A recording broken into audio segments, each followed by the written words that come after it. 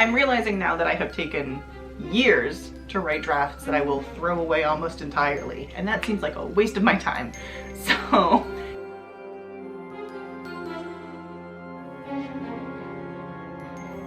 hi, I'm Kayla Mandel. Welcome back to my channel. Thank you so much for being here. Today's video is just about me kind of unpacking at you the ways in which I draft and my outlining process, and why those mean that I don't think I will ever be a fast drafter in the traditional sense. So I'm actually filming something else right now, but one of the things I said in that video is that in reaction to putting too much conflict in Kira and Asher's book, I have responded by putting not enough conflict in other things, specifically in Hannah and Lee's book. If you watch my plan their book with me video, you'll see that most of their conflict actually happens off screen. The final climax vampire shenanigans have nothing to do with Hannah. She's not even there for it. She doesn't see it. She only witnesses the aftermath and the impact that it has on Lee, which is not ideal, right? You kind of want your main characters to both be involved in the most climactic moments of the book. So it's something that I'm struggling with to get that balance of conflict, because with Karen Asher's first book, I way overdid the conflict in their first draft. I had 3 different climaxes, I think I told you. I didn't know how to pace it, so I had all of these different conflicts that all had equal intensity, and so then none of them had any intensity because none of them felt like they had any stakes, and I had to claw that back. And I think as a reaction to that, as a fear of repeating that, I did the opposite with Hannah and Lee. I didn't give them any conflict, basically. I just gave them sort of this one point of interpersonal conflict, but I didn't give them any external conflict to put pressure on that, which is a huge mistake that I made and I'm now having to fix.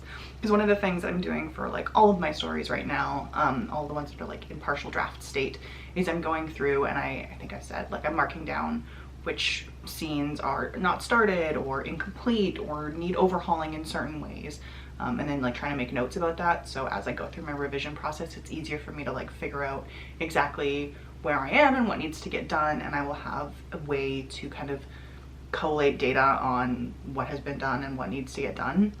So it's just I'm trying to keep myself a little bit more organized. But in doing so, I realized that when I finished Hannah and Lee's book, I had done almost nothing in their third act. And that's because there's not really the right conflict. I really need to add some external forces to put pressure on these two as they go into the third act, because otherwise the third act is nothing. It's just something bad happens off screen and then Hannah reacts to it. But that's not super interesting, and it's not really interesting to write or to read, I don't think. So it's just something that I'm realizing about myself, is I go to the extremes, and it's something I have to temper and something I have to rein back in, because that's not great. I don't know what the solution to that is, because as I've said a million times, my pacing instincts are not very good. My pacing instincts are fanfiction pacing, which I love fanfiction. God knows I love fanfiction, but because it's most of what I wrote for decades at this point, I don't know book pacing the way that I know fanfiction pacing, because it's one thing to read a lot of books and it's another thing to write them. Because I was doing the writing for fanfic, that was the pacing that I taught myself on an intrinsic writing level. That's the pacing that I took on as what pacing means. And in fanfic, you can just kind of write interconnected scenes that don't really lead up to anything. If you have too much conflict, oh no one's gonna be mad at you that fic they is 63 chapters, or 100 chapters, or people don't have the same expectations of storytelling when it's fanfic as they do when it's a book. And that's good, because fanfic is free and fanfic should just be for fun, and you should be able to do whatever you want with fanfic and not worry about it. But because all of the practice that I got in pacing and all of the practice that I got in storytelling, the vast majority of it was in fanfic, those muscles, that creative muscle memory is fanfic pacing and not book pacing, because it did not have the same impact on me to read, to take in that pacing. That wasn't the same kind of practice. Just because you watch hockey doesn't mean you can skate, right? But it's really one of those things where I'm re-emphasizing that my outlines is both very necessary for me to tell the story, but also that my outline does not preclude me from having kind of a zero drafty first draft. because my outline is like the broad strokes of the idea. My outline is the idea in theory, and my first draft is the idea in practice. And once I put theory into practice, I find all of the places that I didn't think through completely, or where my like pacing and storytelling instincts have like betrayed me to my fandom roots, and I'm not hitting the marks that I need to be hitting. And I discover that as I'm writing it, because it's easy for me to like miss that in the outline. My outlines are detailed, but they're not detailed enough for me to find those places.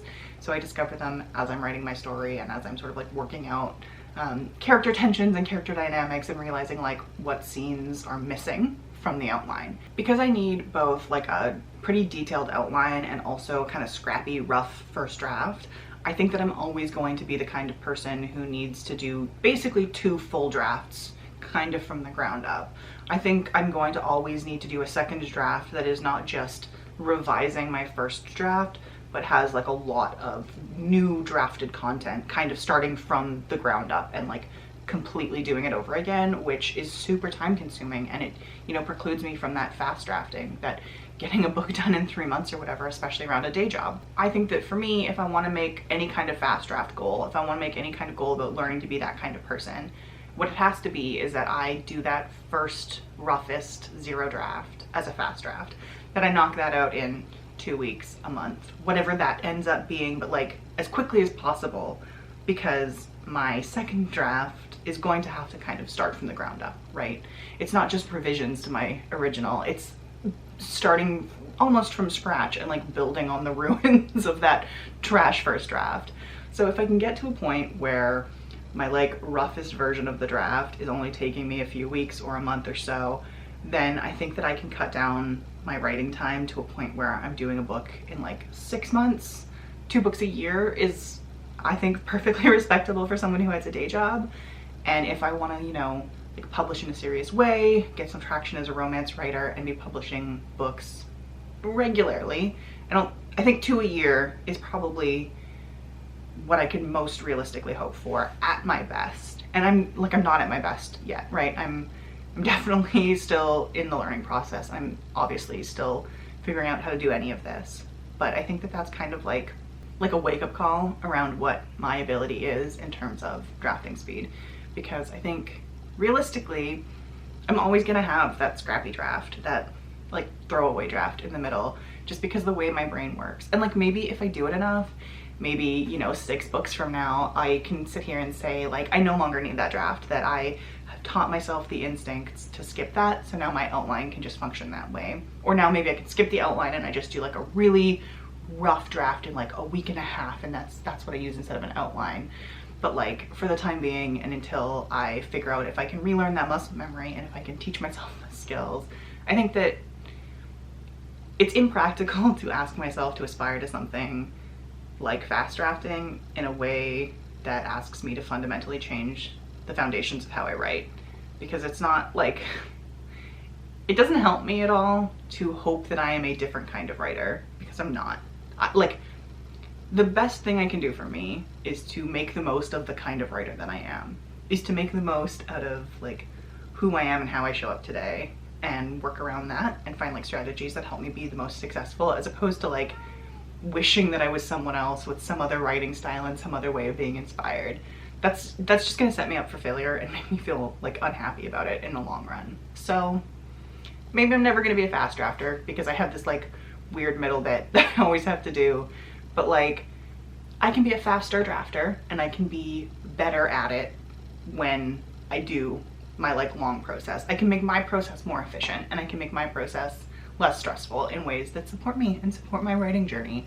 And I think that's like a good goal to have. I think that I need to like get better at making like goals and aspirations around making the most of who I am and how I'm already showing up, as opposed to trying to like fundamentally change myself, because you can't change your taste in music.